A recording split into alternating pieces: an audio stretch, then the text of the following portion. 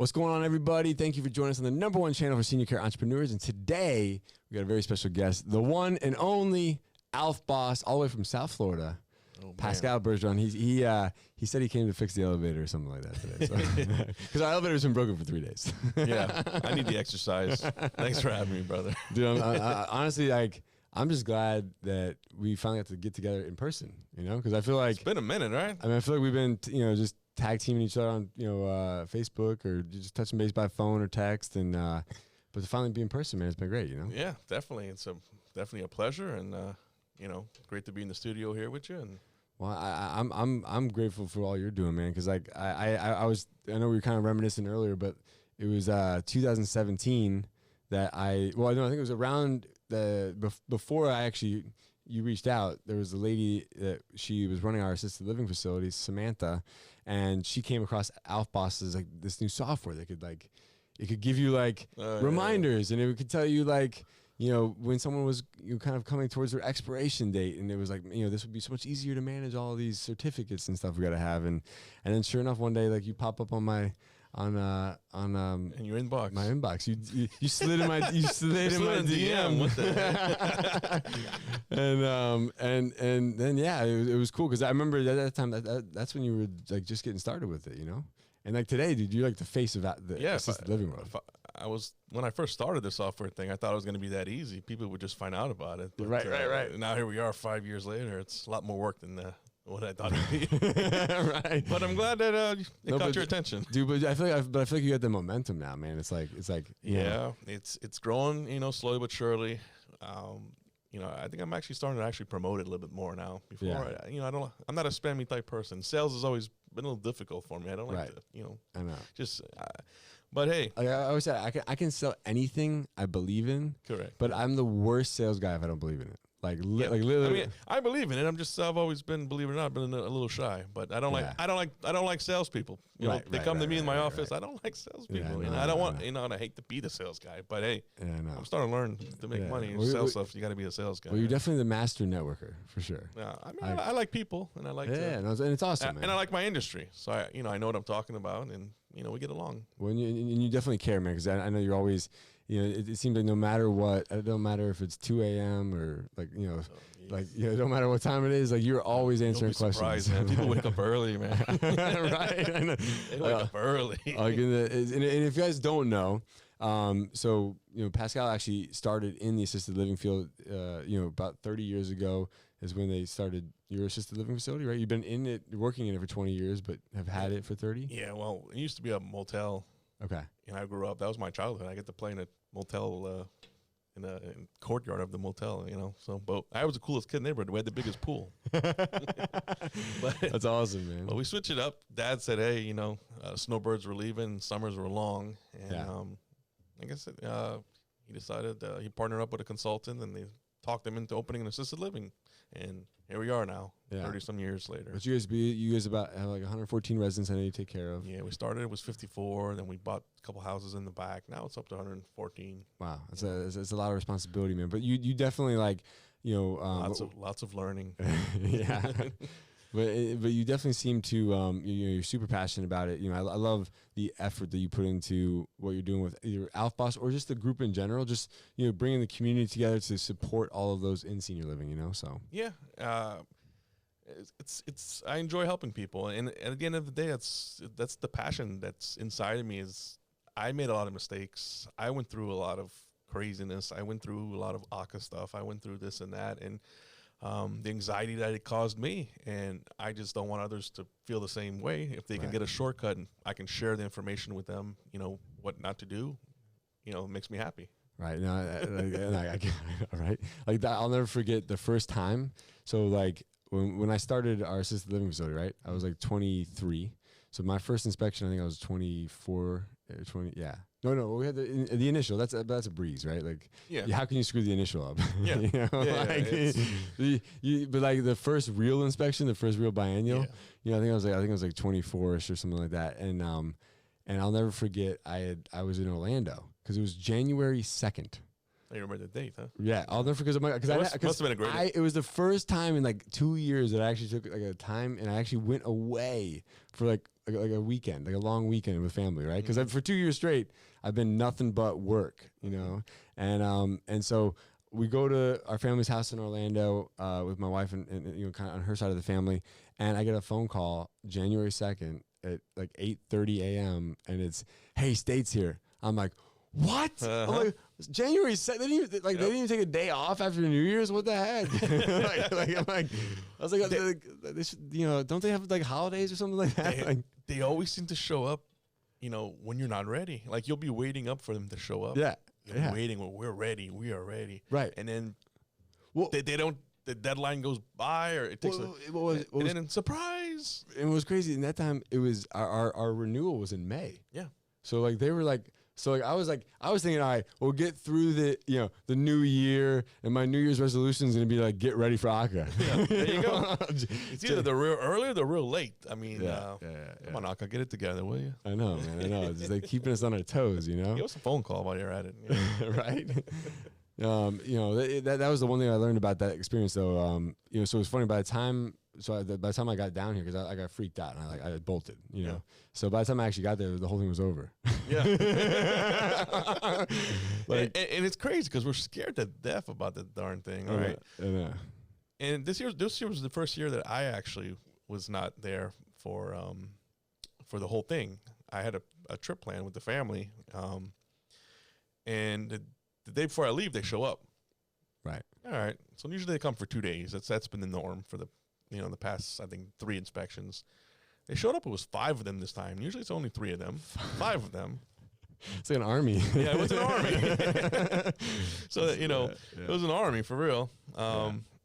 And so the first day, you know, everything went smooth, nothing. So tomorrow, usually the second day, they just do paperwork. They're going to check staff files, resident files. So I asked them, I says, okay, I know I plan a trip with my kids. Oh, they said, go ahead, have a good time. Okay. They stayed 4 days. 4 days. 4 days. With 5 people. For 5 people. That's a lot. And half the time they're in the office just twiddling their thumbs and talking about their day and stuff. You know, they weren't. Yeah. But, you know, I guess it was post-COVID. So one was going to do an infection control. One was doing the generator.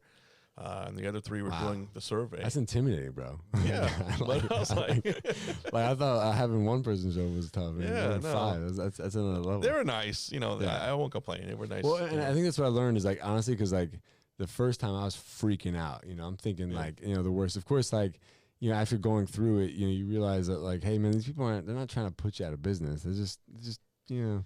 Yeah. But, you know, anxiety is caused by the unknown, right? Exactly. You don't know. I know what they're going to be looking for. I mean, you know what they're going to be looking for, but I think you know what I've learned over the years, like I think to help myself through that time with the anxiety is like, you know, in your heart that you're doing it for the right reasons, and that you know you're doing the right thing, and that you're really trying to make a difference and help people. Correct. And just knowing like, hey, like even if I screwed up some paperwork, even if I did something else, at the end of the day, I know my residents are taken care of. You know. Correct. I mean, you know, you're not abusing anybody, you're not neglecting anybody. Right. Now, with that said, you can, look for your own trouble in a way. If you take residents that in your gut tells you really have no business taking. That's true. That's when you get serious stuff, when it gets down to resident stuff. Paperwork, stuff like that, we can shrug that off. Class 3, we fix it, not a big deal. But if you got residents that are just wandering and falling and all kinds of stuff you got going on, behavioral issues, or you know, I mean, I always tell people, you know, you can take memory care residents if that's your preference, you know, dementia, things like that. But I always tell them, if it comes down to an incident and the resident cannot explain for themselves, it might not be a good outcome for you. Outcome. Sorry. Like I think we were discussing that today. Yeah. If a resident falls and they have you know, their face looks really bad, you know, black and blue, and you send them off to the hospital, and it looks like they got slapped upside the head or whatever. Yeah. Hospital can call in a complaint, and they're known for that.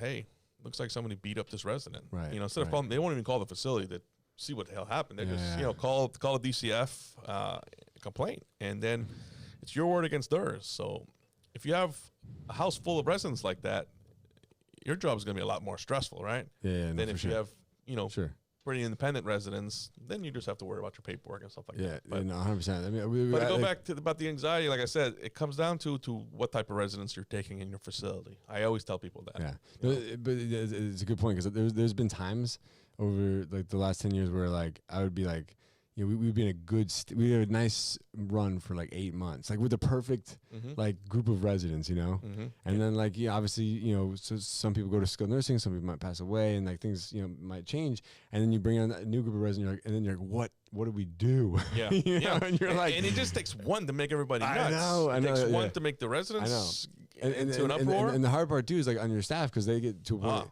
like they're in such a, you know, they're in such a kind of like this routine that works for them, and all of a sudden you throw one bad apple in a bunch. You throw one guy in there that's just looking to elope every 2 minutes, right, or he's destroying his room. Everyone's attention's on that one person, and like the whole routine gets messed up. You know, it takes one of those. It takes one of those family members to. It takes one of those to make your life not so funny as well. I know. That's true, man. That's true. Part of the business, right? Right. Exactly, man. So that being said, when you think about, like, you know, I mean, over the last few years, I mean, the changes you've seen in assisted living, man. I mean, like it's pretty wild. Like how many more people are talking about it now. You know, right now we're going through a phase right now. I've never seen it like this, and all the veterans that have been in the game for a while now. I mean, the prices to sell are just so tempting right now. They're selling. Right. Tired. COVID pushed a lot of people over the edge. That this was the final push they needed. That, and now you got that, and you got the prices being offered for these facilities sky high. I don't think they've ever been this high. Of course, people are selling, so they're getting out. So now we got all the newbies coming in, right? So how's that going to look in a few years? You know, they're buying these facilities. They think it's a great investment. More power to them. They don't really know how to operate them. You know, they're turning to others to operate them, and we'll see how that goes. You know, it's to be continued. Right. It's it's one of those things where I feel like, you know, in the assisted living world, you know, you really need that owner operator combo. You know, I mean, meaning like we know that. Right. No. Yeah, exactly. And the problem is, you know, it's not. I try to tell people that it's not hands off. You know, like I mean. But hey, you know, you can't, you know, you can only lead the horse to the water. I think they say you can't make it drink. Is that what they say? Right. So it's like, I mean, investments is real estate investments. Those you can buy, you can sell, you can, you know, you don't need to put some sweat and tears into it, to operate properly. But it's different when like the real estate investment has a component that involves taking care of people. Correct. You know, where it's like, you know, the responsibility falls on you to make sure they're in a safe environment and they're being treated well and they got good food and they have things to do, and like, you know, it's and that's the key. You're dealing with humans, right? Yeah. Whenever we're dealing with humans, there's no manual to walk a straight line to do it. Right. And they're humans that are dependent. Correct. You know, like I know there's some that are pretty independent, but I'm saying, like, for the most part, there's a reason why that person needs to be there in that facility. You know. Correct. And like I was saying, you're handed a book of regulations, but it doesn't tell you how to operate. Yeah, that's true. Yeah. And there's not really a school that's going to teach you how to operate. Right. There's a school to teach you the regs, but not to teach you how to operate. Correct. Yeah. Correct. And the regs, there's no way to. Some of them, okay, it's cut and dry. I call them. You know. Then there's the black and white that it's.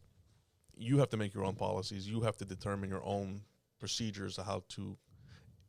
And you might make those, and that's not how it goes and plays out in real life. Right. Like you said, we're dealing with humans. Residents have different behaviors, and you're dealing with staff that are humans.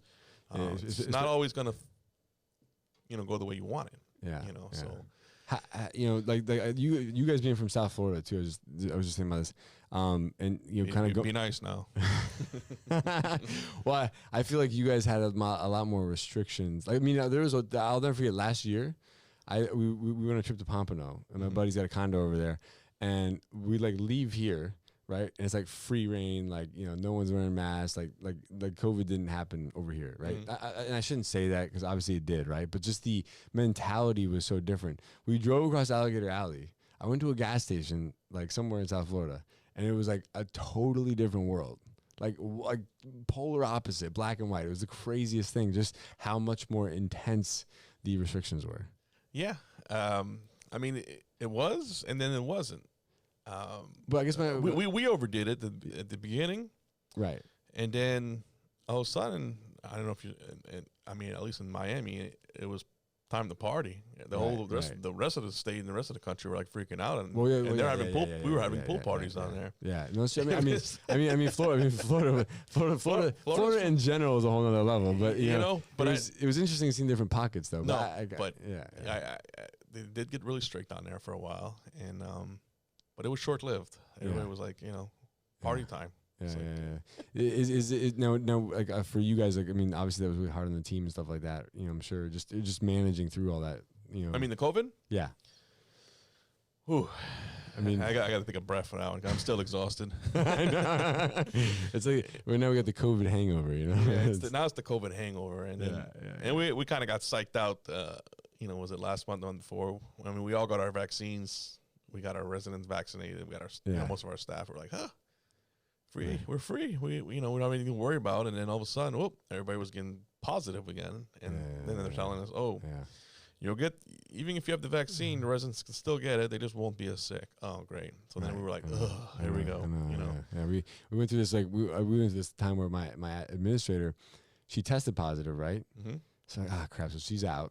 Now I'm freaking out, right? Because was this at the beginning? No, this was just recently. Like this was kind of like our the whole booster shot one, Oh, okay. Because at the beginning it was a lot of fun. When they would get positive, they were telling us two negative tests before they come back to work. Oh yeah, that was a lot of fun. You could test positive like up to 4 months, I think they say. Yeah, so and that was what happened. So when she tested positive on this, like one time, it was like a fake positive, right? Yeah. So she ends up staying out for 10 days.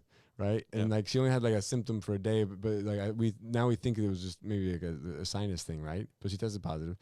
Well, she comes back to work, and like maybe 2 days later after coming out of work, she got a fever, and then she tests again and she tests positive again. And I'm like, are you freaking kidding me? So literally she's out for 20 days, and man, that was a long 20 days, Yeah, it was that was tough. The staffing was the toughest part because a lot of people were short staffed and for a lot of facilities it still hasn't recovered. Oh yeah, 100%. I mean, we're still fighting that battle every day. It's pretty wild. Like, where did everybody go? I know. I don't want to get political, but it's crazy. Leave it up to some people. We'll have a whole conversation about that. Because the restaurants seem like they ain't doing too. No, restaurants aren't doing too well either. I was at Dunkin' Donuts. There's a sign in the drive-through. They're $12 an hour or something like that. Benefits and all this other stuff. I know. This is Dunkin' Donuts. It's crazy when you see those signs that are like, "Please be patient." Yeah, please be patient. We're short staffed. It's a tough world. I mean, like. That part I'm not an economist or whatever you call those people, so I don't know what the hell's going on. But I don't think they do either. Yeah, I don't think anybody does. Jesus. I'm pretty sure we're all just like lost in this crazy world we're in right now. I'd love to be unemployed right now. I have so many things to choose from. Right. I mean, and pay really well. Do you think that's why people are coming into the industry? Like do you think that? Like, is there a reason why we're seeing an influx of people? Not necessarily, not caregivers, because they're not. But I'm saying like we're seeing investors, owners, investors, and dollars. Yeah. Somebody's advising them that this is a great investment. Right. Maybe it is. I mean, something I don't know. But there's some people out there probably smarter than I am that haven't figured out. But as far as the operation standpoint, I think I'm smarter than them in that part, and it's not that easy of an investment. Yes, and I think like at the end of the day, you're saying like it is an investment. It can be done like where it's a profitable venture, but it just needs to be done properly, and there needs to be an understanding of, hey, this isn't just like park money, get a return. This is like park money, and you're gonna have to work at that return, making sure that your operations are running smoothly, making sure that like the debt and capital is structured properly. Like, I mean, it can be done, I guess, if they have enough money for the long run. If they're expecting an immediate return, that's a different story. But if in any investment, if it's stocks or whatever, you park your money and you got to wait a while. Then if you want your money back in 20 years, then maybe it'll work out. Right. But if you expect it to be, start having cash flow immediately. Unless it's a fully operational building and it's a turnkey you're buying for a bargain price, then it would make sense. But these individuals are paying top dollar. Yeah. We're seeing deals come through that just mind-boggling. Yeah. Yeah. It's crazy. I'm jealous. I want a piece of it. it is pretty wild, man. How like the alpha is blowing up, right now. So yeah. I mean, you cashed out, right? Let's talk about it. Yeah, I mean, we for those that don't know, we recently did sell our assisted living facility. Say that again. Like we did sell. Oh, our assisted living facility. We did that back. Actually, that was Thursday of last week. How do you feel? It was a week. This is the 1 week anniversary from the sale. I'm the interviewer now. I'm taking over. The monkey's off the back. The hard part about it was, honestly, is I wrestled with that decision for 2 years. So like even pre-COVID, I was telling Dre this the other day. I was just, the hardest part about it is that like my team there, Okay. I had like my administrator Samantha. She'd been with me for 6.5 years. Wow. And she was like doing an amazing job. Like it's to the point where it's like, she's doing so good that like it doesn't really require a lot from me, Yeah. But at the same time, with what we're doing for our adult daycare center. Mm-hmm. And then we also have a private duty home care agency, and so it's like, we have 3 of these different services going on. And I just, there's like no way I could do all 3 of them well, and it's like, if we're going to continue to expand, I mean, my dream is to, open up 100 adult daycare centers through a franchise concept, but to do that, it's going to take so much energy. Why 100 daycares? Not 100 ALFs?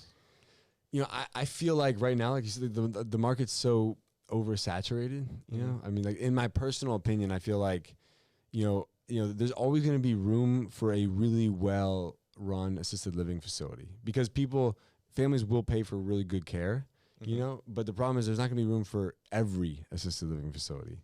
And I think as we continue to see these like, inflationary costs, with wage increases in Florida, with even insurance rates after COVID, like I mean everything's just going up like in astronomical amounts, right? Like it's like, at what point can people no longer afford assisted living, and at what point do they have to look for options that are like more affordable options that maybe that allow them to stay at home a little longer so they can they're not immediately like incurring this like assisted living expense that could be $5, $6, $7 a month depending on where you're at, so it's like to me home care is in the same crossroads. Home care is another senior care option that is going to face economic struggle because as prices go up for wages, it's like when we hit $15 an hour and like are we going to be paying our caregivers minimum wage or are they going to really be making like 17, 18, 19, and if so, the consumers be paying $40 an hour, $45 an hour for home care, Gotcha. So adult daycare is like just going to be a much less expensive option, but man, this guy make a good politician. This guay, dude, I hate politics. We just did a whole circle there. I'm trying to get to the dirt. What makes daycares more that you feel maybe it's, I don't want to say easier. Maybe easier is a word. More enjoyable. I mean, I love everything. I'm like adult daycare's biggest fan. So I mean, how's it different from the assisted living?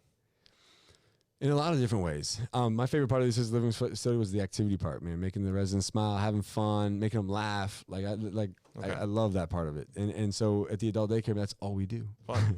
Just have fun. Like literally, like no laundry, no housekeeping. We just got to really worry about lunch. That's the biggest meal. I mean, breakfast is like going to be a handful of people that come in early that day. So medications, like barely like out of 80 people on our roster, maybe like we do medications for like 2 people.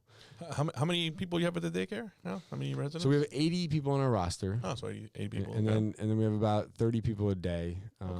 So it kind of fluctuates. Pre-COVID, we were like the assisted facility. How many residents? No, how many residents did you have in there? 12. 12. Yeah. Well, now you went from 12 to you kind of care for almost 50, 45 people a day.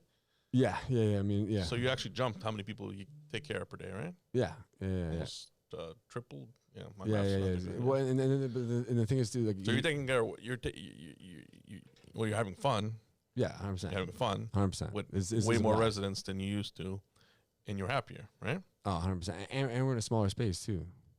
Think about that, because we don't need all the bedrooms and all the bathrooms and all the. I mean, think about how many toilets do you have breaking? I don't like this guy already. No, but Let me ask you, how late at night do you work? well, you know, we close around 5:30. You know, so What do you mean you close? like, you know, everyone goes home for the night. You hear this? So you can go home, have a glass of wine. Go Nobody enjoy calls- yourself. nobody calls you- nobody calls you from the facility- There's ain't no problems after 6. Jesus. I just gotta make sure the vans are in. Once the vans come back in, Okay. check the camera. All the vans are parked. And I'm Oh. good. I'm free. Good. Wow. Interesting. Wow. Yeah. So, and the cool part too is you get the team there. Like you get your entire team all in one place, all together. You know, so I'm saying it really creates for a great like. Yeah. Team I mean, he took me environment. today for a tour, and we're walking there, and it's like a big party. I mean, Right. there's three staff members holding a Zumba class, and all the residents are just having a great time. I'm like, That's all we do all day, man. From this is not 8 to 5. We got live What about music. what about every the day at 1. state and stuff? Do you guys get DCF coming in there for investigations? So we actually so we're still regulated by AHCA. Okay. So we fall under the same regulations that like most assisted living, meaning like we're still regulated through the same kind of I don't know, what do you call it? There's the assisted living unit, there's the home care, home health agency unit. So the assisted living unit, there's a subcategory in that regulates adult daycares. So Well, you've been through both. I mean, is it as intense the inspection or whatever? Or it's just different. Survey, we call it's it a just, survey. Yeah, it's just different. Because there's less to survey, right? Yeah. So like, they're always. I mean, we always freak out, right? I mean, every time they come, but like, I mean, what do they do? They talk to the residents, say, "Hey, how's your? Do you like it you here? having fun? Yeah. Check. You having fun? See ya. How's the food? I know. I mean, I think last time the lady that was here, she just hung out all day and had fun. Like, How long did she stay? She stayed till 3, but she was having fun. Because she got up and started dancing. We got her involved. She started dancing. Yeah, we got her involved in everything. I mean, she looked at 3 files and then was like, "This is awesome," So Yeah. What do you need? Do you have to keep files? yeah, we had a whole EMR system and all that stuff. Okay. Yeah. Well, it's not as complicated like the ALF, whatever. No, nothing like that. Like, because like I feel like in the ALF you take over the responsibility of like managing that person's healthcare needs. Yeah, pretty much. Yeah. And but in the adult daycare, like their family caregiver or whoever's involved in their life is typically the one still kind of managing it through PCPs and stuff like that. So Interesting. yeah, it's pretty awesome. So that's why you sold. That's the answer I was looking for, ladies and gentlemen. He gave me the whole run around there. Well, He's having fun. I know, man. And life is too short. I love Have it. some fun, right? I love it. I mean, it's. I mean, I'm enjoying myself too. I mean, with the ALF, it was at one point it was a little rougher, since it's building up to where we're at now. But we've built it up, and now, like I said, I can be more picky with residents. And, right. It's what I know. I've never ventured off to another field, but kudos to you for But the thing that honestly the crazy part was it was a little scary getting started because there was 4 other adult daycare centers in town that like had tried to open prior to us.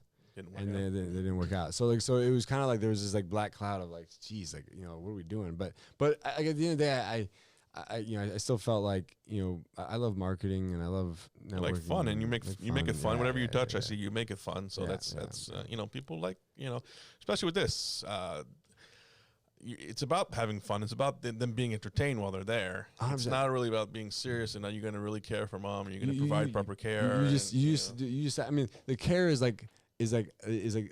just a given, right? Yeah. But it's the entertainment, like you were saying. Yeah. You're like we're there to entertain them from 8 a.m. to 5 p.m. Correct. And it's like I look at it like a cruise ship. How you have the activity the cruise Yeah, director, no, yeah, I hear and like their entire goal is to get everyone engaged in the activities and like get the whole like ship having fun and like you have a room to take a nap because I need a nap. I can only take so much partying. Yeah. Well, that's the best part is that when they go home, they're all tired. They're tired. Yeah. And they're. I mean, I visited today, and that was my first experience in something like that. And I gotta say, I was pretty impressed, and it did remind me when I would take. And I did see some family members dropping off their loved one, and they were happy that what they were doing, and I remember with my kids, I drop them off to the daycare, and then you can go about your business during the day. Yeah. If you had to go to work, we go to work, do some shopping, whatever. And we knew our child was taken care of. And this is the same thing. You know, the children, you know, they're probably your what do you call them? Attendees, members, members, yeah. Club members. The state calls them participants. Participants. Okay. Yeah, but so the problem is like with home care and assisted living and all daycare, when we had all three of them, it's like we have residents, members, and clients. There you go, participants. I think participants either, but what was I gonna say on the adult daycare side, when you were talking about just the whole like the responsibility there, man, just like the whole having fun thing, like what's cool about it is it's hard to screw that up. Yeah, your biggest fear is to be boring. Exactly. The residents look like they're starting to get bored. They're going to complain to their loved ones that today they didn't do the polka. Or whatever. Exactly. Yeah. But can you imagine though too, like being like 90? Like this is where I honestly like I this is where I get really excited about like the adult daycare space, is because like to some extent assisted living is a necessity, right? Like a family member gets to a point and they just can't care for their loved one anymore, and like they've been holding out this whole time because we're feeling guilty, and they're like, all right, but I can't do it. I got physically. There's always one last straw that breaks the back. Exactly. A fall or something. So it's a necessity, right? Like out of necessity, then not. I always tell people really don't plan to go to assisted living. 100%. And then same with home care. To me, it's the same principle. Like you don't want someone to just be coming into your house, like unless like there's a need for it, right? I mean, I'd rather that than probably go to a facility. To be honest with you, but right. But it's like something happened. Like your loved one fell. Then that's why you called, right? Yeah. But with the daycare, it's like, what about the 90-year-old that's at home? That like he's like, why the hell am I even alive? Like I wake up every day, all my friends are gone. Yeah. Like I get one phone call a week from my family. Like they're not even around. Like what about that person? Yeah. They like lived this amazing life, had a great time, and now they're in a situation where they're like, why the hell am I even like? What's the point to life? You know? No, I hear you. And then now I can take that person and bring them into an environment where all of a sudden they got friends, they got relationships, they got people that they look forward to seeing on a regular basis. Yeah. And now like they have like a new lease on life, man. They got like, it's like they have a sense of purpose again, So I mean, to be honest, I love it. I mean, I checked it out. I think it's really great. And the stress about an assisted living compared to this stress, it definitely, it's definitely for any individuals that looking to get into the assisted living field. I mean, I would definitely say give it the second thought and maybe check into some daycare business, adult daycare, because financially, we kind of talk numbers a little bit, and I mean they're pretty close to to being identical. Well, but I think it's important too when people do that. They got to think about like who is their audience. Like, is their audience a Medicaid audience, or a private pay audience? Because that is the one thing. Because sometimes people get really set on this Medicaid, like, oh, Medicaid pays for it, like, and then, but Medicaid doesn't truly reimburse. Well, it's kind of like with the ALF side. Yeah. Everybody, not everybody, a lot of individuals get into this business because they hear, or they calculate how much money they can make, so they make a business plan that, each resident's going to pay $4,000. Then they get into the business and they can't get those clients. So then they settle for a little less, and a little less and a little less. And before you know it, they end up with Medicaid clients. Right. And then at the end of the month, when you do those numbers, it doesn't work. It doesn't work. And you got to go, and a lot of people, they want to say the state should be paying for these individuals and all this, but go back to the beginning. What was your business plan? Your business plan was $5,000 per resident. Yeah. And for whatever reason, that didn't happen. Right. So then they roll back. And they want to blame the state, but so it's tough. It's a tough business, that it sounds good if you do those numbers and you can get those clients, of course. If you can get the $6,000 a month. I mean, they're out there. They are out there. Yeah, I mean, but they're not that many. I feel like the expectations of those clients just are different. You know what I mean? Like, so like it's like if you can create an environment, you don't have to have the Taj Mahal, because I mean, if you look at our place, you'll see like it wasn't the Taj Mahal. No, but very creative, very clean, though. But yeah, exactly. And like, and I know you'll probably see it tomorrow. I keep calling it like our place, but I feel like it's still our place. I lived there for 3.5 years, so it's like, it's even though Pam is now the new owner, the reality of it is that we're talking about the assisted living. The assisted living, yeah. I was just saying, like, finding those clients. I mean, they do exist because like, we charged $5,000, $5,500 a month. Yeah. But it wasn't like we started there. We actually started at $2,500 a month, and then as we like got our feet wet. Yeah. And then we like made things better. We put new flooring in, we painted, we updated things, we made things better. We created, we furnished rooms. We started adding value that when families would come in, they could see, they could see the value in. And you what put in a beach at one point, I think. Yeah, we got a beach in the backyard. We got coconut palms in the front. Like, I was like, who is this guy? He's putting a beach in his facility. It was to create the ambiance. Like when they were sitting on the back porch looking out, they feel like they're in tropical paradise. No, that was awesome. It's like, but it takes time. It took time. We didn't do that overnight. Because a lot of people get not tricked. Those higher paying clients, like you said, if you're going to the 6 beds, things like that, a lot of times the smaller ALFs will take cases, higher medical care that the larger ones won't take. Yeah. So in a larger facility, it's larger. So these individuals usually need more one-on-one care. So the families figure, a more intimate setting is like a house, something like that. They're going to get that one-on-one care.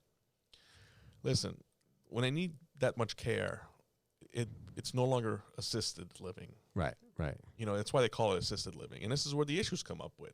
Okay, the money sounds good. We're going to pay you $5,000. Right. But, mom has, she's got dementia and she wanders all evening, or she's always breaking down her bottom, or she's falling. She's always falling. Run fast. Yeah, but for some individuals on the brink of bankruptcy or closing down, it's hard. They take them. I know. It's hard. And that's funny? Where the problem starts. What's funny? Like I was just thinking, because I was reminiscing. Like as you're telling that story, I'm going back to like day one, like 2011, and I was just thinking about that. In the beginning, I was so particular about who we took because you know why? I was caring for him. Yeah. Like meaning, like I had to take care of this person. Yeah. And then I was living there. So like you know what I mean? Like it was like, so this is my house now, and I'm sharing it with these these new individuals that are moving in. That now it's becoming our house. Yeah. And like I'm like, we got to make sure that we have an environment that I would want to live in. Correct. And that mentality, it slowed us down in the beginning because like when we first opened, everyone was giving us like all the crappy cases. That's how it is. Yeah, when you're in the block, they're gonna hey. I know, like, we got a referral for you. Oh, and it's a good one. Right, it's a good one. He just out of jail. He's got $700 a month. Oh, great. What do you do? And it's Friday, and you gotta admit him today. I know, right? Can I come see him? No. Can I send them? I know. But you were going on a path there. You were more, mentally you were thinking, you're going to take care of this person.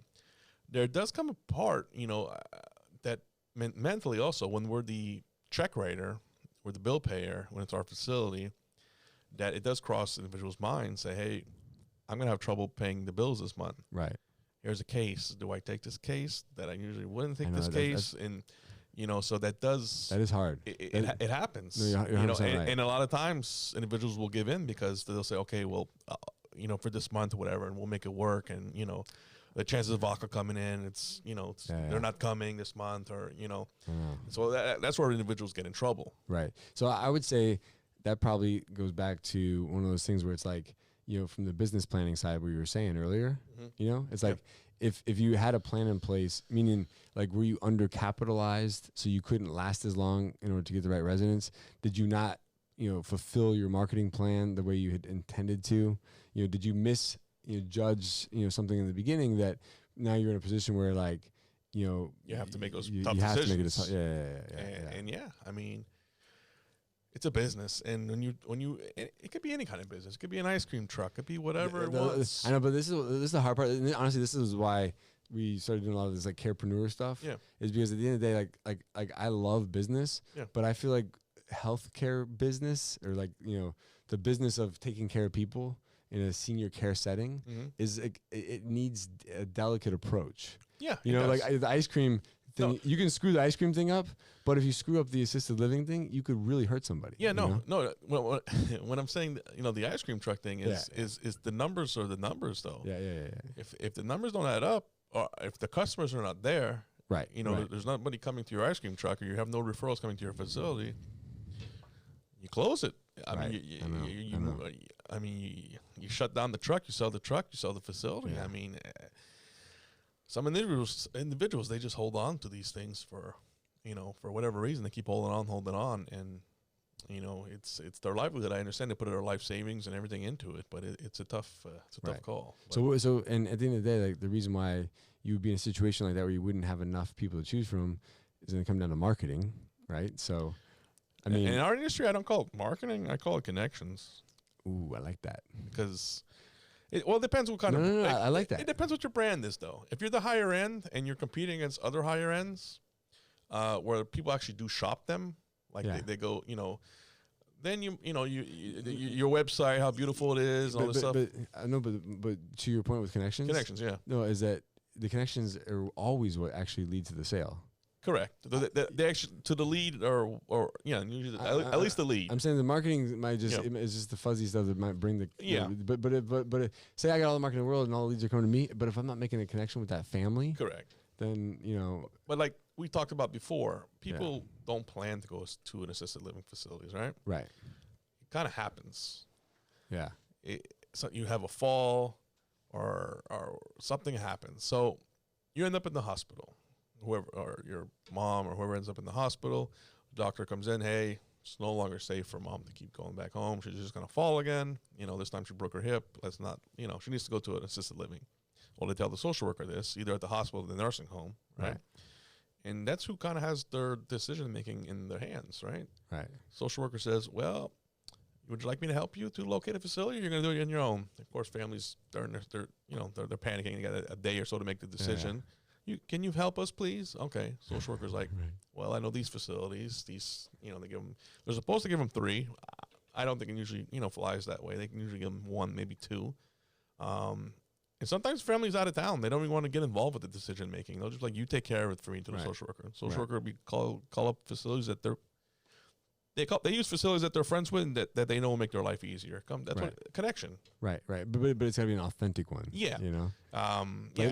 Because I feel like you've always made really good posts about this too. It's like, because it's like sometimes people they think they're gonna go walk into a social worker's office and then next day they're gonna get a referral. But or they're gonna they're gonna drop a basket of whatever they're gonna drop, cookies or whatever they want to bring, and here's my business card, and we're brand new, blah blah blah. Yeah. Like you can't. They're gonna eat your cookies. Hopefully they're good ones, right? I mean, maybe if they're really good, maybe they'll give you a call. But all seriousness, they already have their connections that they're friends with. Unless they're brand new to the game, they just got hired. You happen to be the first one to entertain them, but usually they already have their connections. So what do you think? Like, how do you break through to that? How do you break through to that? You got to be persistent, not annoying, but persistent. Right. Someone that they actually want to see, maybe, right? Yeah. I mean, it's a new world out there. Yeah. I mean, I've seen both of them. Back then, it was you'd have to keep showing up to their office and being persistent, and eventually, maybe they'll open up to you eventually, or you would go to events, association meetings, things of that nature. But now we're in the wonderful world of social media, right? Where everybody can stalk everybody, right? Yeah, that's true. I tell them, you have a hospital nearby, you go to LinkedIn, you type in that hospital and type the word social worker, and you'll be amazed how many people are going to pop up that work over there. Yeah. Then it's on you. I can't give you details and all the tricks that, not the tricks, but the techniques that I use. I'm sure you probably use a few of them. But you just got to be creative, and you got to get your foot in the door, and then you just got to be authentic and build a friendship somehow. Yeah. And it's easy on social media. I mean, everybody's got their kids on there. Hey, next time you see them, tell your son I said happy birthday or whatever. Right. You got to be creative, but it's easier these days than it used to be, for sure. Well, and I think if you go into that conversation and the person on the other end can sense that there's a sense of urgency to get the lead out of them, and there's not a sense of authenticity, get to know who that person is as an individual, then you're gonna lose them. Oh yeah. And bring something to the table. That's in any relationship. If you don't bring anything to the table, it's like, how can I help you? What can I do to help? Correct. So I mean, how can you help a social worker? Well, you can be very receptive. If you can pick up when they call, pick up the phone or call them back as soon as possible. If they need an evaluation done, be the first one to go. I'll be there in 15 minutes. You hold on. I'll be right there to come see that patient. I'll communicate well with. Offer to help them. Social workers to arrange transportation to discharge a patient, that takes a long time sometimes. It takes them up to 45 minutes to an hour. Hey, I got it. I'll take care of them. Yeah, I'll pick them up. What time should I be there? Right. These are things that stay fresh. They keep you on top of the desk. No, I'm saying because like because honestly, it's a great point, because it's like, how hard is it for you to maybe go arrange that transportation to your facility? Yeah. And then at the same time, like the amount of like the reduction in the workload. Like, yeah, I mean, they're overworked, so that's why they go whatever's the easiest. They've got a gazillion people to take care of. I feel for those jobs, man. Yeah, I don't know how it's hospitals is especially these days. Jeez, how do they do that, man? It's crazy. So but you got to find ways to make their job easier. Be receptive, and if you say something, say it. And when they call you, do your best to take what they have. Yeah. When I say that, kind of making a face a little bit, because you have to be careful also. I don't want you just taking, everything and anything and get yourself in trouble. But at the beginning, to break the ice, you might have to take maybe a little bit tougher case, maybe a little bit, to say, hey, remember I did you a favor? Right.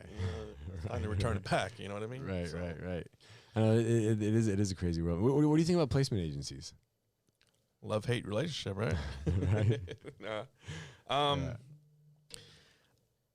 You love them when they bring you a resin. You hate them when they write a check. No. I love the ones that I work with. Yeah. I love the ones that have been around for a while that know what they're doing. I love some that actually do work. Right. And actually, if there's an issue, you call them back, say, hey, we're having a problem with this admission. Oh, it's not like, hey, it's not my problem anymore. Right. There's some people that really care what they're doing. Then you have some that just kind of like some ALF owners that just pop up. They think they're going to make money, and get leads and then bill for them. Those I don't care so much. And I think I've made it known. People know my feelings on that. But I love them on my personal use, because I don't have a marketing department. Right. That is my marketing department. They're well connected enough. I mean, I am my own marketing department. I have connections myself. I get direct calls. Right. But, you can never have too many leads and referrals, Right. So, I mean, they do the screenings, they go evaluate them, and yeah, and it's nice, because I feel like if you build the right relationships with the placement agencies, yeah, then they get to know the types of residents that are going to be appropriate for your place, and like correct. And they know my facility. They know what I don't. They don't play if there's an open risk or fall risk or womb, stuff like that. They know, don't even bother calling me. So you may not even have to like with a social. If they call me, I know it's a good one. Right. Exactly. Yeah. I know half the job is done. I'm still going to go see I'm still going to go do an evaluation myself to verify. Yeah. But, they don't really do me wrong, Right. Not every admission is always perfect, though. You do have issues, and then they accommodate me and help, find an alternative placement, things like that, But we were talking about connections, right? New facilities think this also. I'm going to go ahead and contract with all the placement agencies, and this place is going to get filled up, The placement agencies work with a whole bunch of other ALFs, and if they don't like you or you're not friends with them, you might have a contract with them, but they're not going to really send you anybody. Sorry to break the news to you, but they're excited. Okay, so I'll see them in my group. They'll reach out to all the placement agencies. Who's doing placement in it? Okay, this is my facility. I have 6 beds. Please send referrals. I will pay you. Thank you. And they don't get anything, and they're like, well, I can't get any, Right. It's like, hey, I text my people all the time. Right. Like, I joke with them. They know if they're getting a text from me, they know they're going to be laughing as soon as they read it. You know what I mean? And that's my personality. So there's never a dull moment, but and especially like, okay, if we lose like quite a few residents, and I need referrals, I'm like, I'm going to text them one after the other. I'm like, hey, what's going on? Right. And we get along, But you might send them a funny GIF. Yeah, if it's not regarding work, I might send them a funny thing also, or or we might talk on the phone. Yeah, or because it's a real. I'm friends with all them on Facebook too, and it's a real relationship. And they know my family, and it's a relationship. It's not like gimme peace. No, no. They know if I'm having a holiday party or a birthday, I'm gonna invite them. It's like, and it's not for financial gains. We're friends, and friends refer to friends. Unfortunately, that's the way it works. So yeah.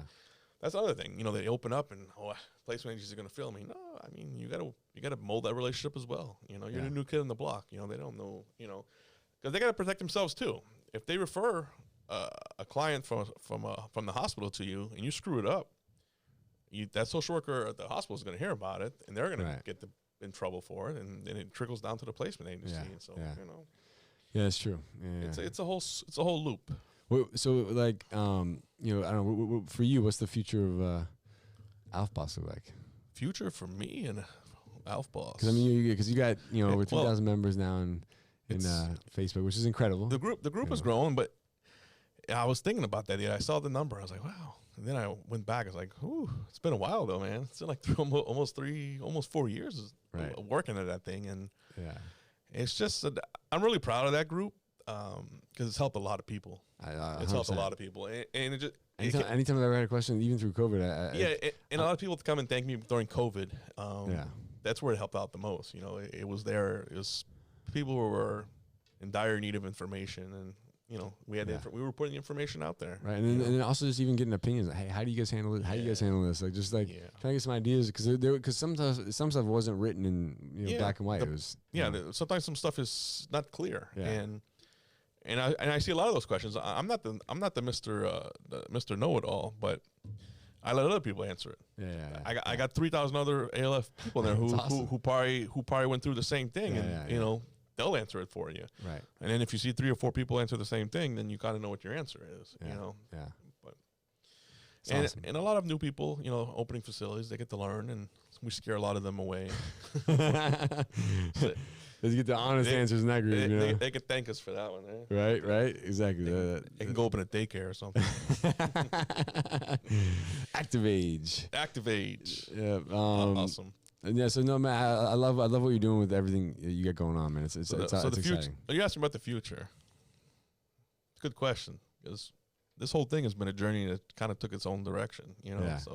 Started off supposed to be a software, for compliance, stuff like that, and just kind of. It's kind of like any business. Life kind of takes you a different direction, and it's taking me to the direction I'm at now. I really enjoy doing the mock surveys, and that's rewarding as well, because a lot of newer people, even people who've been around for a while, I point out stuff that like, oh wow, then they're relieved, right. And they're relieved that. So when AHCA really does come, they're more at ease. They know exactly what documents to pull out. They know exactly what they're going to be looking for, and I like helping people. That sharing the experiences. So the group does that. The mock surveys do that. The automation with the staffing. The staff trainings really helps out as well. And all issues that I'm proud of. That's awesome. And then I think I know we. I think actually my administrator got her core training through that during COVID, and then she also we also did some med tech classes during the time where we didn't have anything. Yeah, that helped out a lot of people, and we were really doing a good job with that, man. And then some people screwed it up. They weren't doing the right thing. I got the scoop. They weren't doing it the right way, and unfortunately, we can't do it online anymore. But right now. People can't find med techs right now because there's no med classes being held. So I know. Yeah. So but it was a lifesaver during a time where we couldn't find staff, and then we couldn't find staff that could pass meds, and then all that other stuff. So no, it's awesome, man. But you're doing a great job, brother. I love everything that you got going on, man. It's exciting. Same thing here, and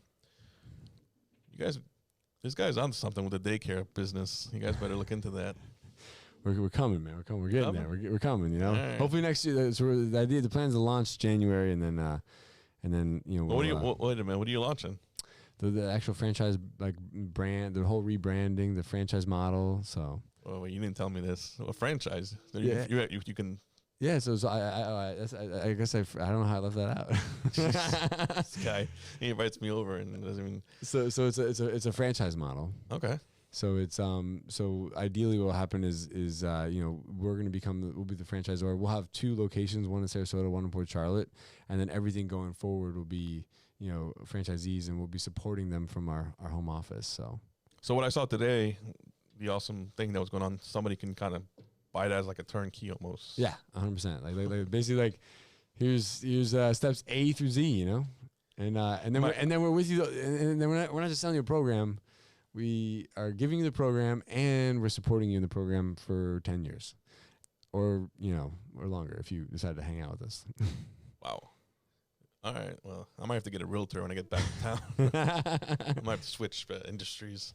No, I'm just kidding. But sounds really amazing. I mean, I'm definitely interested. I'm going to look into that for sure because I'll have to show you. I'll have to show you too, because on the back end, I haven't even had a chance to go through it with you. But the software, because we're actually building proprietary software to help us run our activity programming, so we can kind of like create a more consistent activity program across all of our locations, and then also kind of make it easier from a planning standpoint for our franchisees.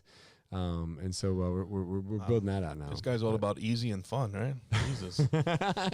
Ideally, where's she at? Sign me up. Right. Ideally, the franchisees coming in, and we're taking all the pain of the business out of their, off their hands, and so they can just go in and have fun and enjoy all you gotta do is worry about making sure people are happy, We'll take care of all the back end, behind the scenes, CRM, leads, management, activity programming, all that stuff. Is there anywhere anybody can go now, or it's coming up? It's coming. They can go to adcpro.com and at least inquire on there. Cool.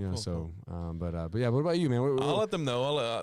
When you get something running, let me know. I'll. January 1st, we're gonna have our big launch. We'll have our new website up, and then. We should be, we're almost done with our franchise disclosure document. Which I'll check it out maybe on the 3rd. I'll be hungover on the 2nd, the 1st. Right. So, no, but it'll be fun, man. Where can people go to find your stuff, man? They can go to alfboss.com, and we have links on there for every single state now. We're finally expanded to all the different states. So we have all the regulations. We have all the information, all that good stuff. And look on Facebook. We have all the Facebook links there. So, I mean, the main party is in the Facebook groups. If you want to interact with other ALF owners, operators, and what's that Facebook group? Well, there's one for every state, but the one for Florida is FL Staff and Administrators ALF Boss. Gotcha. Okay. So check it out. Hit me, my personal page, Pascal Bergeron. I'm always open to new friends, and I'll shoot you in the right direction. Just slide in my inbox. Slide in his DMs, guys. Yeah. No, we'll make sure to include some of that information too. So yeah, no worries. Yeah, but I'm just here to. I almost said a bad word, but yeah, talk stuff. Yeah, we're having a good time, right? I love it, man. What's your boy's name? What your boy's name? Dre. Yeah, Dre. Shout out to Dre, huh? Dre's the man. He's got to listen to me. I feel like I'm on the Howard Stern show, and they always talk to that guy, man. Is that thunder in the back? Yeah, there's thunder going out there. Man, there's a storm coming. I got a long ride. You staying in the trailer tonight?